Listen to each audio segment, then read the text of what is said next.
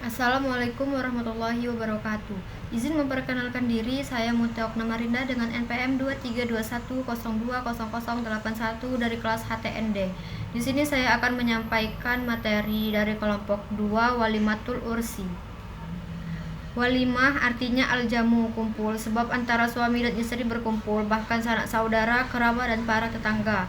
Walimah berasal dari kata Arab, artinya makanan pengantin. Maksudnya adalah makanan yang disediakan khusus dalam acara pesta perkawinan.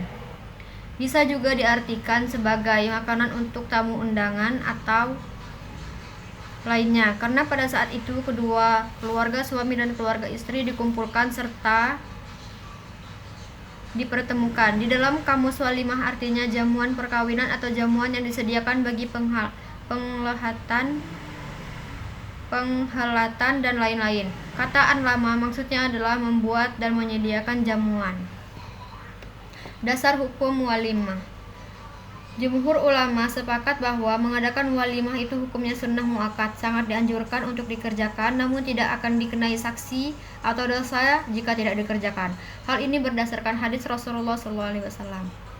Dari Anas, ia berkata bahwa Rasulullah SAW belum pernah mengadakan walimah untuk istrinya, seperti beliau mengadakan walimah untuk Zainab. Beliau mengadakan walimah untuknya dengan seekor kambing. Hadis riwayat Bukhari dan Muslim.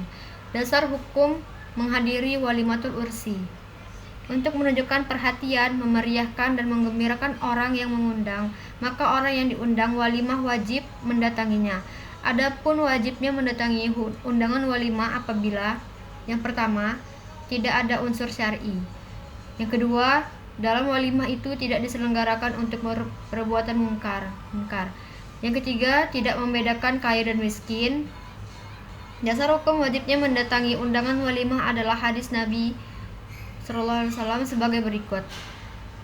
Jika salah seorang di antaramu diundang makan, hendaklah dijabah, dikabulkan. Jika ia menghendaki, makanlah. Jika ia menghendaki, tinggalkanlah. Hadis riwayat Bukhari dan Ahmad. Secara rinci, undangan itu wajib didatangi apabila memenuhi syarat-syarat berikut. Yang A, pengundangnya mukallaf, merdeka, dan berakal sehat. Yang B, undangannya tidak dikhususkan kepada orang-orang kaya saja, dengan orang miskin tidak. Yang C, undangan tidak ditujukan hanya kepada orang yang disenangi atau dihormati. Yang D, pengundangnya beragama Islam, pendapat yang lebih sah. Yang E, khusus pula di hari pertama, pendapat yang terkenal. Yang F, belum didahului oleh undangan lain. Kalau ada undangan lain, maka yang pertama harus didahulukan. Yang G, tidak diselenggarakan kemungkaran dan hal-hal lain yang menghalangi kehadirannya. Yang H, yang diundangan tidak ada unsur syarat. Yang syarat memperhatikan syarat-syarat tersebut jelas bahwa apabila walimah dalam pesta perkawinan hanya mengundang orang-orang kaya saja, hukumnya adalah makruh. Bentuk walimah 1. Bentuk walimah yang sederhana. Islam mengajarkan kepada orang yang melaksanakan pernikahan untuk mengadakan walimah, tetapi tidak memberikan untuk minuman atau bentuk maksimum, dan walimah itu sesuai dengan sabda-sabda Rasulullah di atas. Yang kedua, walimah yang menyimpang dari ajaran agama di zaman modern.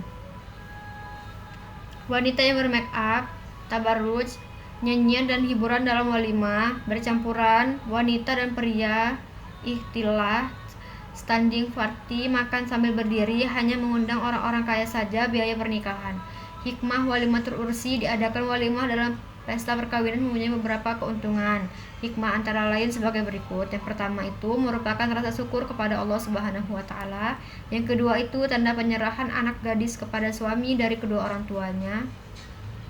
Yang ketiga itu sebagai tanda resminya adanya akad nikah. Yang keempat sebagai tanda mulai hidup baru bagi suami istri. Yang kelima sebagai realisasi arti sosiologi dari akad nikah. Yang keenam sebagai pengumuman bagi masyarakat bahwa antara mempelai telah resmi menjadi suami istri, sehingga masyarakat tidak curiga terhadap perilaku yang dilakukan oleh kedua mempelai.